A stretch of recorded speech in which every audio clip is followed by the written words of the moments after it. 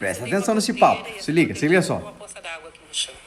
Aí divide a humanidade em 3 grupos. O primeiro grupo é o grupo dos alienados, que pisoteia tudo, faz um lamaçal e não está nem aí para isso.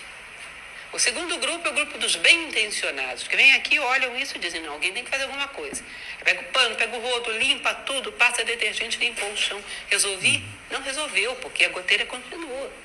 E daqui a pouco a poça está lá de novo. Daqui a pouco vem a tropa dos alienados, pisoteia tudo, enche tudo de lama. Aí vem um terceiro grupo. E, portanto, você pode dizer que os bem-intencionados, eles são de fato bem-intencionados, mas não são eficientes. E um terceiro grupo seria a mentalidade filosófica. O filósofo, a princípio, vai limpar o chão, porque você não vai discutir no meio da lama. Mas a pergunta seguinte que ele vai fazer, de onde está vindo isso? Ele vai olhar para cima e vai ver goteira. Sobe lá, conserta as telhas, calafeta a laje, conserta tudo. Acabou a goteira, acabou a poça. Acabou a poça, acabou a lama.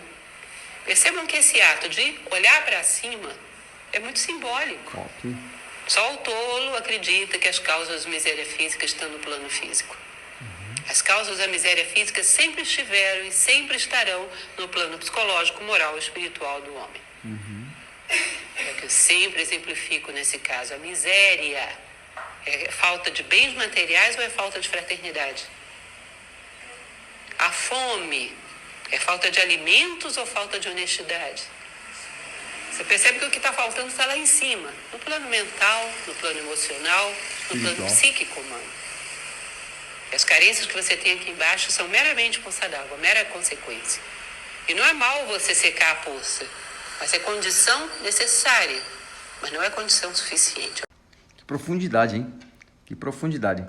Eu achei isso espetacular, porque o que ela está dizendo é o porquê a sociedade ela vira anda num ciclo, como se fosse aqueles coelhinhos que rodam, né?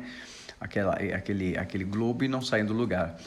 Porque a gente tem um problema grave, gente. A gente acaba tentando lutar contra os frutos, sendo que a gente tem que concentrar força na raiz.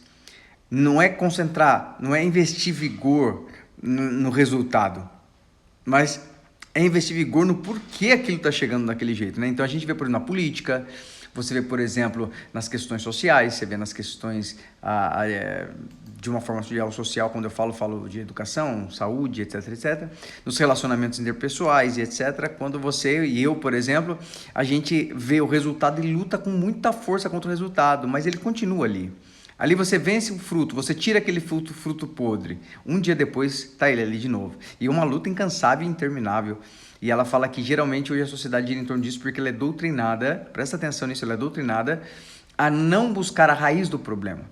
Quando eu lido, por exemplo, eu trabalho com dependentes químicos, uma dos trabalhos que faço, o fato não é o uso de droga que é o problema, é o porquê ele se enviou, essa pessoa, o que tem alimentado essa questão da pessoa sempre buscar a droga como um refúgio, até o ponto dela não ter mais escolhas e ela ser conduzida loucamente, insanamente, apenas pelo desejo dopaminérgico de usar droga, né? Então, quando a gente fala isso, eu acho muito legal, por isso que eu falo para vocês que o que Jesus ensinou não foi uma questão religiosa, ele não criou uma ideia religiosa, ele deu todos os segredos para que a gente possa viver muito bem. Quando Jesus ele fala de algumas coisas sobre não é bom isso, não é bom aquilo, você vê que ele não fala não pode, ele fala não é bom, ele está dizendo assim, olha, isso vai trazer um fruto muito ruim para você. Então antes que você plante essa planta, né, e ela se torna uma árvore que dê esses frutos, então não plante essa planta, né? Quando ele diz, a Bíblia fala que espírito é cabeça, consciência, tá?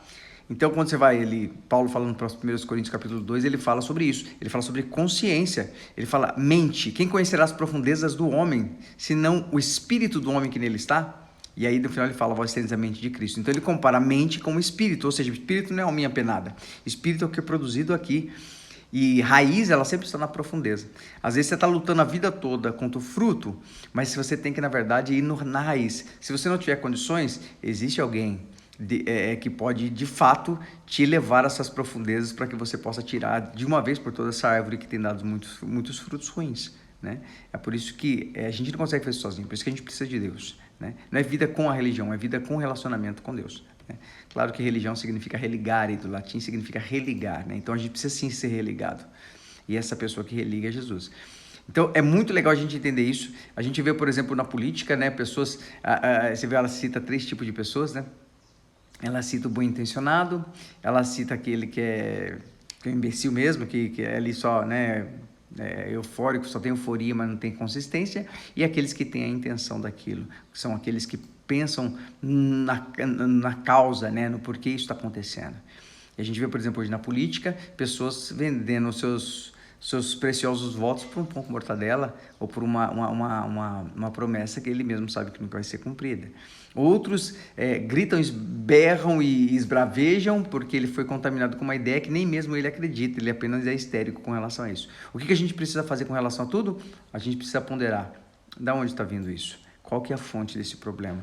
Por que está dando esse fruto? Que tipo de árvore é essa? Então eu conheço a árvore pelos frutos, mas eu conheço o fruto pela raiz que ela exerce. Muito legal a gente pensar sobre isso, é muito interessante a gente ponderar esses detalhes para que a gente tenha uma vida de liberdade mesmo, né? Ser livre de verdade e poder, ao ponto de não ser escravo, nem aqui, né? E nem de uma forma natural. E a gente possa fazer não somente boas escolhas, e mesmo nas escolhas que são ruins, a gente não se ver preso a elas.